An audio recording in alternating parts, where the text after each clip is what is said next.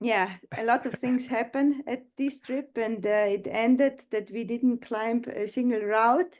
And Hans-Jörg had a 25-meter fall on quantum mechanics on the last pitches, because he told me that when you need the big camps, then it's easy. This is Climbing Gold. I mean, this kind of comes back to the question of confidence again. Like, did you come from Europe with the goal of we are going to free climb the hardest routes on El Cap, or did you have to climb some routes in Yosemite first and sort of build up and to believe that that was possible for you? No way. When we got in Yosemite the first time, we couldn't even climb the generator track. We probably still don't. But Yeah, you probably still can't climb the generator, yeah, but you don't we need still that to can't. climb the nose. No, but it was like, honestly, like we went there with zero experience in big wall climbing, and we had to learn like from zero again. And that was also like probably one of the reasons why we enjoyed it so much, because there was, so much room for progression, like for learning.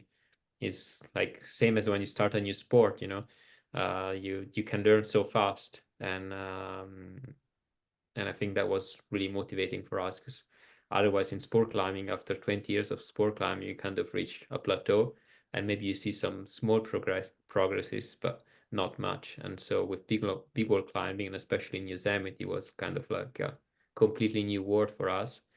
And that was what was really motivating. And we definitely didn't think too about like climbing one of the any hard routes on our cap. We just like tried and slowly like increased the difficulty maybe. When I was the first time there, I was there together with Hans-Jörg Auer. It was in 2010.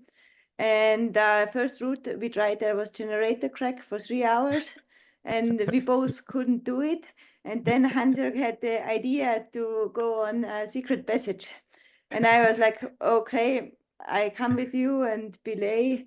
And then I saw all these copperheads and that stuff I never have seen before. And he told me that it's safe, you can fall on it. And I was like, okay, this is alpine climbing. I trust you. And then he even was falling on that shit and it hold. And I was like, okay, that's crazy. And then yeah, a lot of things happened at this trip, and it ended that we didn't climb a single route.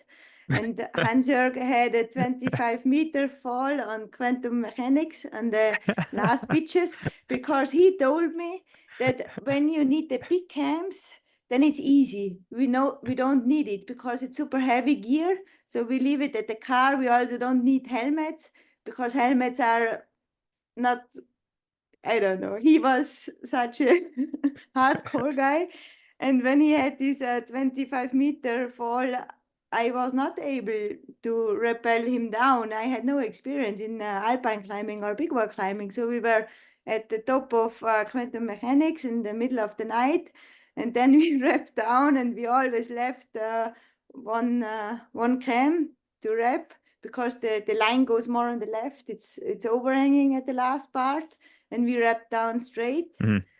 We made it to the ground at 1 in the morning, and then we directly drove to the hospital. And yeah, with the fall, he broke his wrist. And this, that was my first Yosemite trip. It was, I had the feeling I will never ever climb a single route in that valley. Yeah. That is totally. I don't know if I'd heard that story. That's so funny. Freaking Hans Jorg. What a what a psycho.